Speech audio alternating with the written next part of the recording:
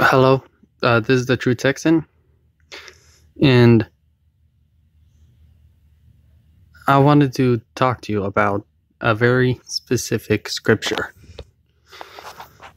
Now, if you look at my channel and you look at each of the first scripture of any version of the Bible I read, in fact, the very first scripture I have read, and is always going to be the first scripture I read whenever I introduce a new version of my reading. The scripture is 1 Corinthians 13.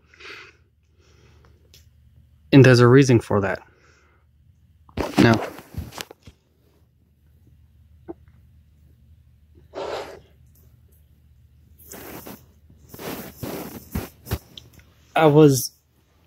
when I was young, I had that childlike joy. I had that interest. I like having the relationship with God. I like being a Christian. And I like telling people about God.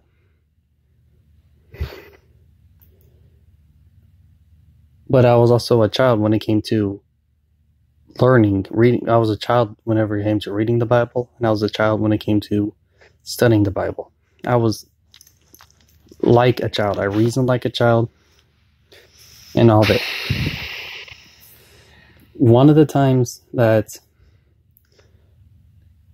God spoke to me through my person about my calling, God, the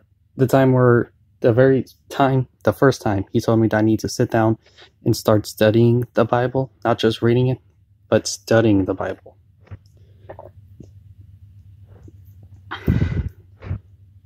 I was told that I need to be like a man when it came to studying the Bible.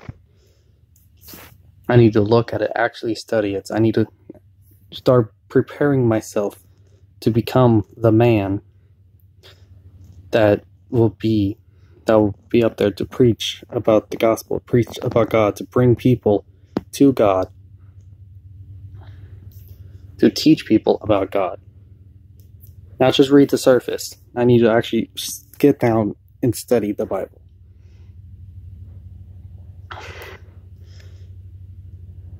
And in this thing where God was talking to me, I was told to look at 1 Corinthians 13.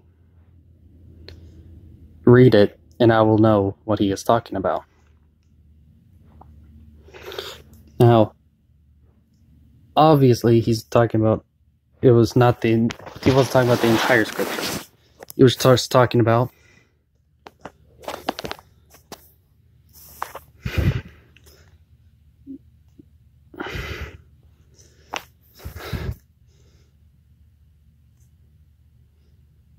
this part right here. When I was a child, I talked like a child.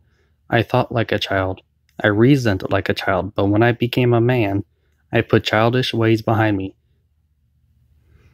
Now,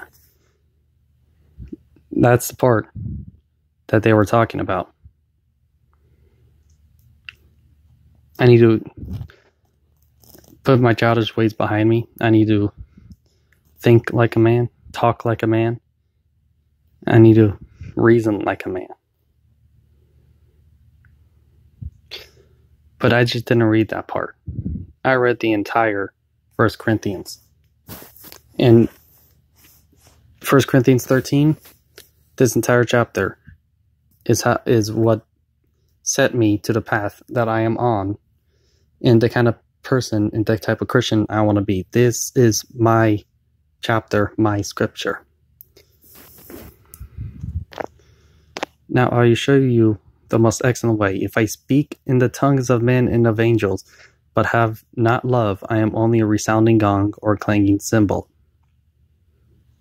I read that part talking, because it doesn't matter if I can speak with the tongues of men and of angels. If I don't have love, it's meaningless.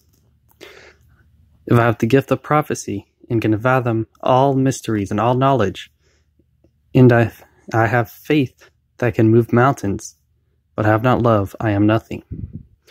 The second scripture, really, the gift of prophecy, something I have a little bit of. I have the gift of prophecy. I have the prophetic gift. But that doesn't matter. If it doesn't matter about me with my prophetic gift. I'm good at solving mysteries. I'm good at figuring things out. Getting to the bottom, trying to come have my own theories, find something new. But it doesn't matter if I don't love. It's nothing. I'm pretty knowledgeable. I don't know everything, but I would consider myself pretty knowledgeable. But none of my knowledge means anything. And I do have a very strong faith in God. But again, that doesn't mean anything. It means nothing if I don't have love. So, me as a Christian, I spent my path, and my path has been to love others. Yes, my TYT videos doesn't seem that way. They frustrate me. They lie a lot, and they frustrate me. But I cannot hate them. I am to love my neighbors. I can't go and I can't teach anything. If I am able to debunk everything and prove all of their lies, it means nothing if I'm an asshole. It means nothing if I don't love. So I love. I love my family. I love my friends. And I even love those who wrong me. And I find it hard. It's hard for me to not love people, love others, because I've lived by this scripture. Because love is patient. So I must be patient. Love is kind, and I shall be kind. It does not envy. I'll admit, I do get some envious. I do sin, but I try not to be. I am glad for what I have. It does not boast. It is not proud.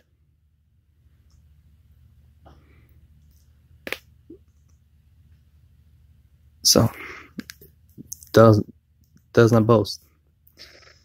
It's not prideful. It is not rude. It is not self-seeking. You must seek to help others more than you seek to help yourself. Our job here on earth, once you're a Christian, you're saved. Your job is to help others and bring them to Christianity. So that's my job. That's what I'm supposed to do. It doesn't matter how poor I am. That's what I'm supposed to do.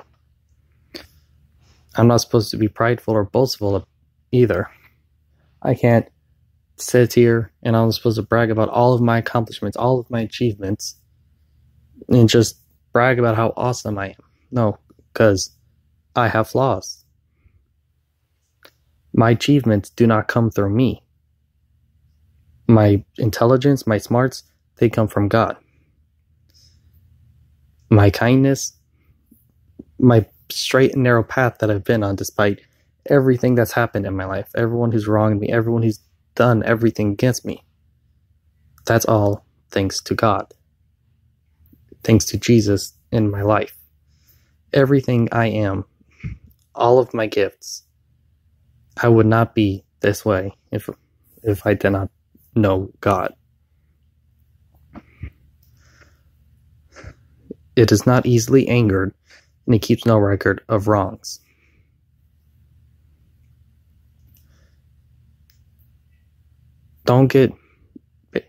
What I take is don't get quick to anger based on a short comment. Don't be quick to anger just when you read something. First off, it could be taken out of context. And it really could be. It doesn't say don't be angry. God has been angry before. It is saying don't be quick to anger.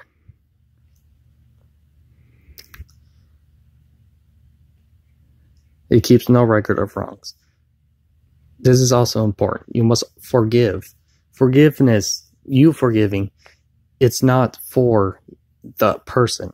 If you don't forgive and you keep it inside of you and you let the anger and the hate boil, that hurts you more than it hurts the other person. Most of the time, they don't care, and a lot of the time, they've already forgotten about you. You tell in your head hating them, never forgetting what they did, doesn't do anything to them. Love does not delight in evil, but rejoices with the truth.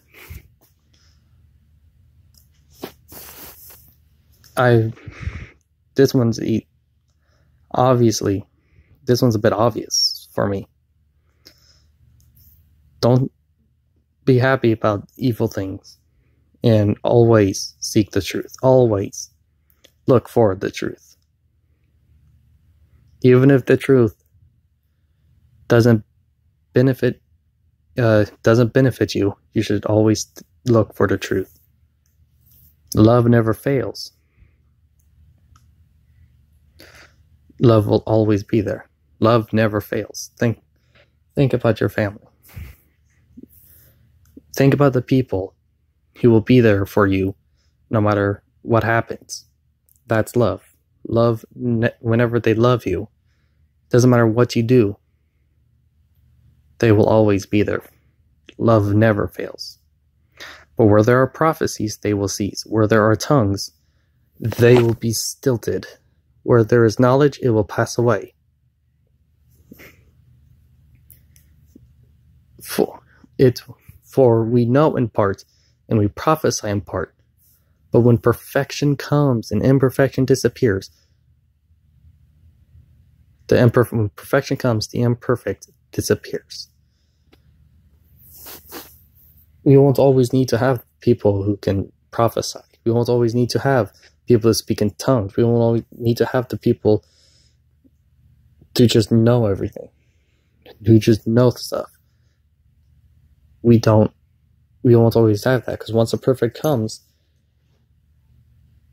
there will be no point in it. Everything would be perfect. Why would you need a prophecy? Why would you need... You're in heaven. You're in heaven. You have forever joy. Why would you need to speak in tongues? Everyone will be speaking the same language. Love, on the other hand, will still be there. When the imperfect is gone, well, you will still love God. You will still love those you care about. Love will still be there. When I was a child, I talked like a child. I thought like a child. I reasoned like a child. When I became a man, I put childish ways behind me.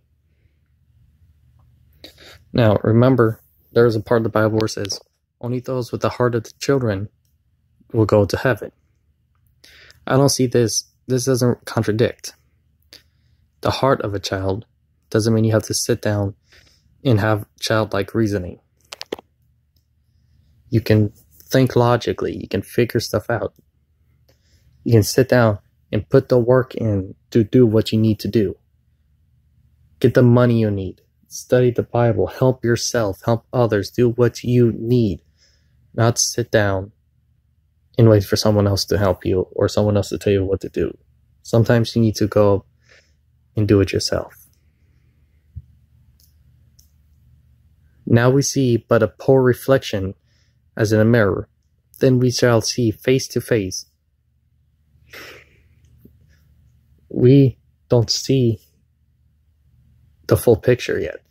In our lives, we only see part of the picture, a piece of a puzzle, a thread in a tapestry, in a thread in a dress. We don't see the full picture. But one day we will. And once we see everything, a lot of this other stuff will not be needed. Now I know in part, then I shall know fully, even as I am fully known. And we don't know everything. We are on earth right now. But one day we will know. And now these three things remain: faith, hope, and love. Now these three things are the things that will be left after perfection comes. There will be still hope, there will be love, and there will be faith. There won't be really prophecy or anything else, though. But the greatest of these is love. So it doesn't matter how good I am of a pastor. It doesn't matter if I'm able to bring people to God. It doesn't matter if I'm able to help people. It doesn't matter if I give to charity. There was a part in, I don't know why it's on this version, but that's another part. You can give your body away to charity, yet if you have no love, it's meaningless.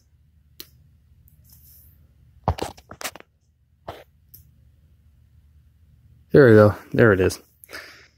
I skipped it over. If I give all my possessions to the poor and surrender my body to the flames, but have not love, I gain nothing.